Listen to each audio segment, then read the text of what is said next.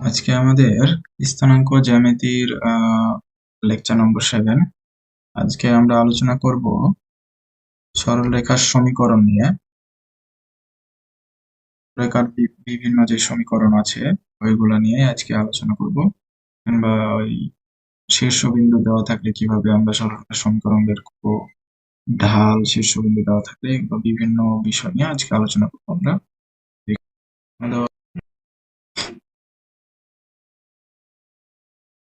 বলছে এবি বিন্দু আর কি, এবি বিন্দু দ্বারা অতিক্রান্ত সরলরেখার সমীকরণ আমাদেরকে নির্ণয় করতে হবে। তার প্রথমে আমাদেরকে সূত্রটা জানতে হবে।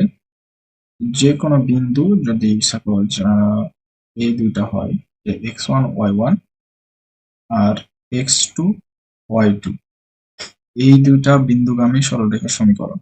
মানে এখানে আমরা যদি এগুলোর নাম দিই যে x আর y, তাহলে x y বিন্দুগামী সরলরেখার সমীকরণ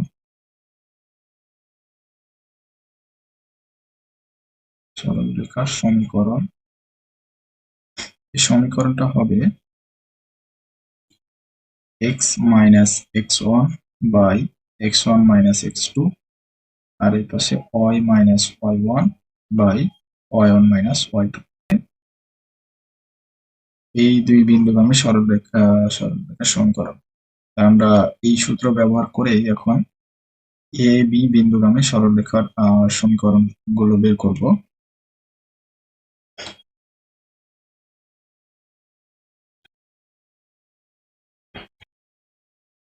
আমরা এ বি বিন্দুগামী সরলরেখার সমীকরণ আমরা বের করি। এ বি রেখার সমীকরণ, এ বি রেখার সমীকরণ।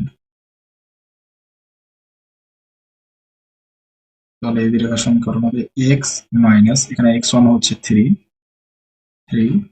আবার x মাইনাস x1 নিচে হবে x1 মাইনাস x2, এর পাশে হবে y মাইনাস y1, y1 হচ্ছে 0, মানে y1 মাইনাস y2 আবার মাইনাস 3 প্লাস। তাহলে এখানে ক্যালকুলেশন করলে x মাইনাস 3/3, এখানে পাবো y/3।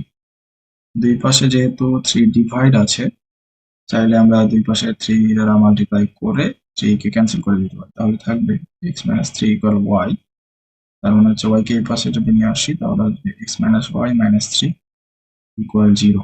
এটাই হচ্ছে এ বি বিন্দুগামী সরলরেখার সমীকরণ। অন্য আরেকটা প্রশ্নে আমরা যাই।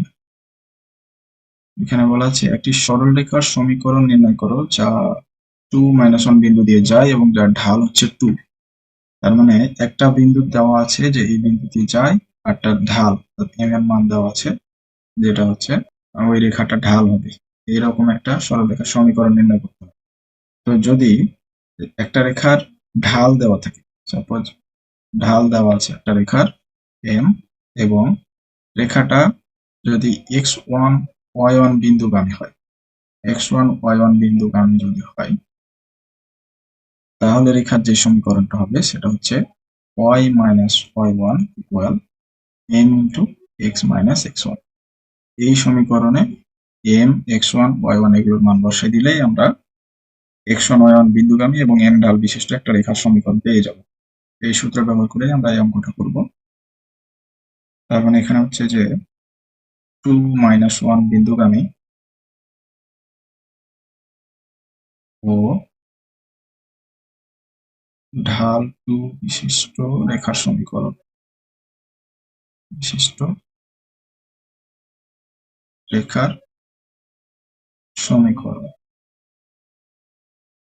সূত্রটা কি হচ্ছে y minus y1, y1 এর মান এখানে মাইনাসের 1, m এবার ঢাল মানে 2, x minus x1 আছে 2। এটুকু একটু আমরা ক্যালকুলেশন করি। তাহলে y plus 1 equal twice x minus 4। যদি এক পাশে নিই তাহলে twice x minus y minus 1 minus 4 equal 0। তাহলে twice x minus y minus 5 equal 0। এইটাই হচ্ছে ওই রেখাটার সমীকরণ, যার ঢাল হচ্ছে 2 এবং 2 - 1 বিন্দুগামী এটা একটা। অন্য আরেকটা প্রশ্ন আমরা নিয়ে করলাম হচ্ছে সরলরেখার সমীকরণ নির্ণয় করো যার ঢাল হচ্ছে 3 এবং এর ছেদক অক্ষের যে ছেদক সেটা হচ্ছে -5। তো এটার আগে সমীকরণটা আমাদেরকে জানতে হবে যে একটা যদি ঢাল দেওয়া থাকে যেটা হচ্ছে এম এর মান আর অক্ষের ছেদক হচ্ছে সি, তাহলে এই যে এটা ঢাল আকার সমীকরণ বলা হয়। সরলরেখার ঢাল আকার সমীকরণ, ঢাল আকার সমীকরণ এটা হচ্ছে y=mx+c। অক্ষের ছেদকটুকু হচ্ছে আলটিমেটলি এইরকম এটা একটা রেখা যে এই মানটুকুই হচ্ছে সি এর মান, এই মানটুকুই হচ্ছে সি এর মান। তার মানে এই 3 ঢাল বিশিষ্ট এবং অক্ষের ছেদক হচ্ছে -5 এইরকম রেখার সমীকরণটা হবে, এখানে আমরা মান বসাই দিই। এম এর মান দেওয়া আছে 3 ইন্টু এক্স, সি এর মান হচ্ছে -5, মানে y=3x - 5। একদিকে যদি আমরা করি তাহলে হবে 3x - y - 5 = 0। এইটা হচ্ছে 3 ঢাল বিশিষ্ট এবং অক্ষের ছেদক -5 এইরকম একটা রেখার সমীকরণ। তো আমরা এখানে যদি অক্ষের কোনো ছেদক না থাকে, সাপোজ অক্ষের কোনো ছেদক নেই, আমরা যদি এখানে ধরি যে অক্ষের ছেদক সাপোজ 0, এটা ঢাল আছে, তার মানে কি অক্ষের কোনো ছেদক নেই, নিচের দিকে উপর দিকে কোনো দিকেই অক্ষের ছেদক নেই। দ্যাট মিনস রেখাটা মূল বিন্দুগামী হবে, যে এরকমই হোক রেখা, এরকম রেখাটা মূল বিন্দু দিয়েই যাবে। তার মানে মূল বিন্দুগামী সরলরেখার সমীকরণ, মূল বিন্দুগামী সরলরেখার সমীকরণ এটা হবে y=mx আর c এর মান যেহেতু 0, এটাই হচ্ছে মূল বিন্দুগামী সরলরেখার সমীকরণ। অর্থাৎ শুধু ঢাল জানলেই আমরা মূল বিন্দুগামী সরলরেখার সমীকরণ বের করে ফেলতে পারবো। তার মানে যদি ঢাল সাপোজ 3 হয়, তাহলে যদি m=3 হয়, তার মানে তখন সমীকরণ হবে y=3x। এটা হচ্ছে মূল বিন্দুগামী সরলরেখার সমীকরণ।